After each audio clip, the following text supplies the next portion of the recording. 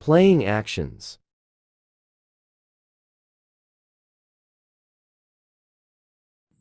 The ball is in play from the moment of the hit of the service authorized by the first referee. The ball is out of play at the moment of the fault, which is whistled by the referee. The ball is also out of play in the absence of the fault before the moment of the whistle by the referee to begin the game. The ball is in when it touches the floor at the playing court, including the boundary lines. The ball is out when A. The part of the ball which contacts the floor is completely outside the boundary lines. B. It touches an object outside the court, the ceiling, or a person out of play. C. It touches the antenna, ropes, post, or outside the side bands.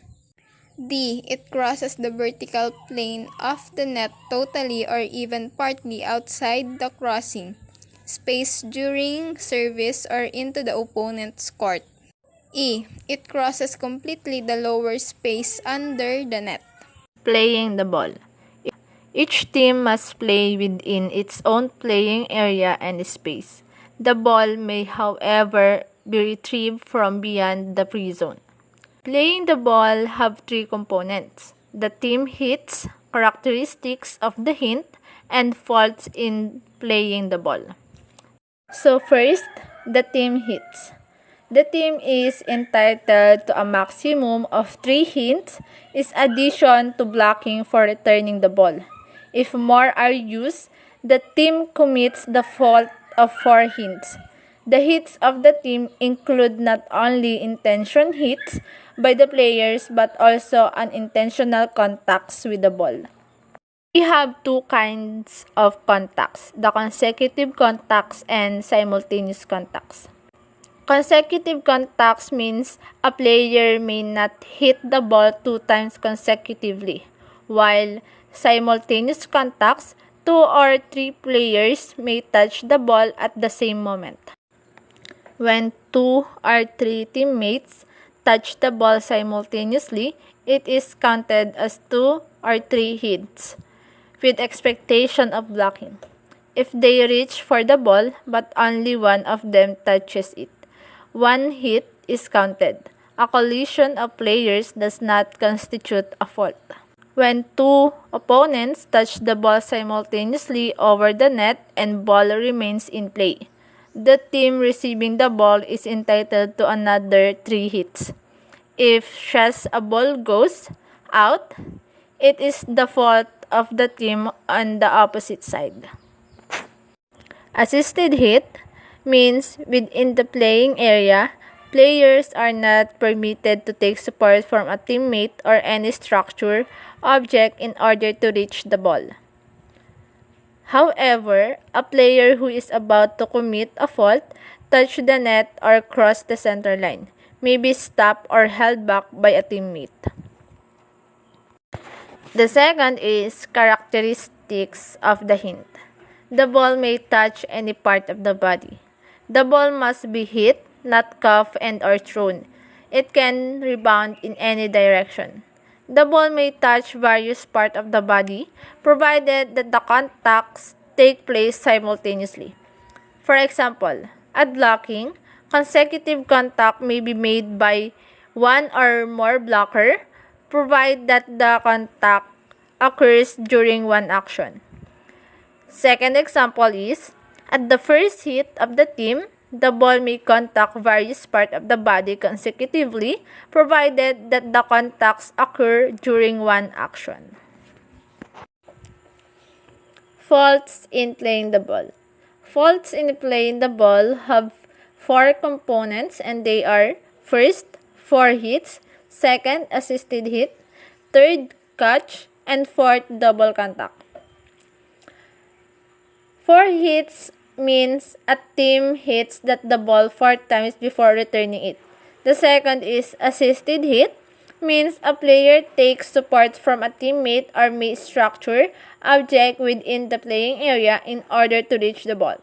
And third, catch. A player does not hit the ball and the ball is cuffed and or thrown.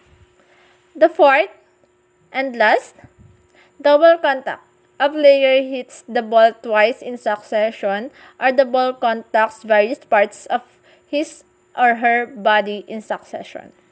Ball in the net. Ball crossing the net. The ball sent to the opponent's court must go over the net within the crossing space.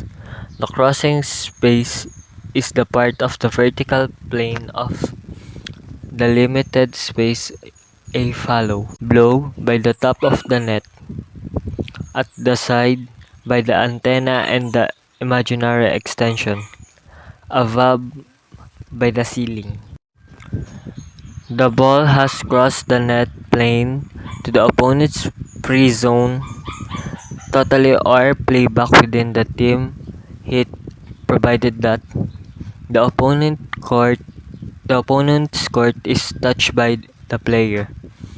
The ball, when played back, crosses the net plane again outside the crossing space of the side court. The opponent team may not prevent such as action. The ball is out when it crosses completely the lower space under the net. Ball in the net. A ball driven into the net may be removed within the limits of 3 team hits except the service. If the ball rips the mesh of the net and or tear it down, the rally is cancelled and replayed except service. Player at the net. Reaching beyond the net.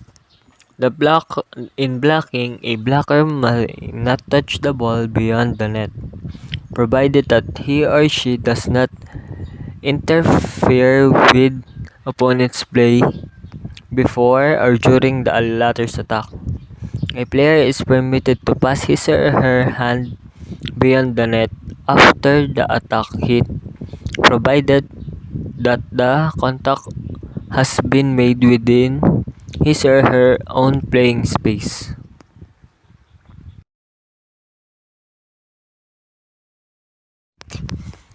Penetration under the net.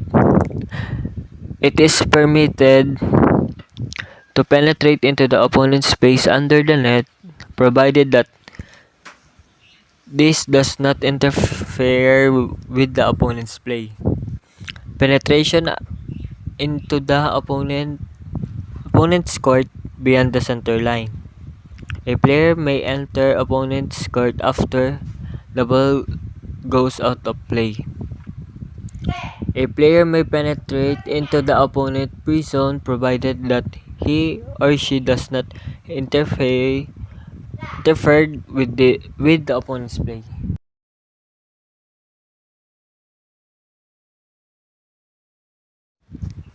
Contact with the net.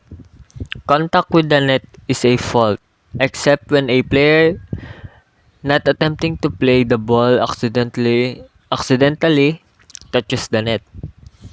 Once the player has hit the ball, he or she may touch the post, rope, or any other side object outside the total length of the net, provided that it doesn't interfere with the play. When the ball is driven into the net and causes it to touch an opponent, no fault is committed.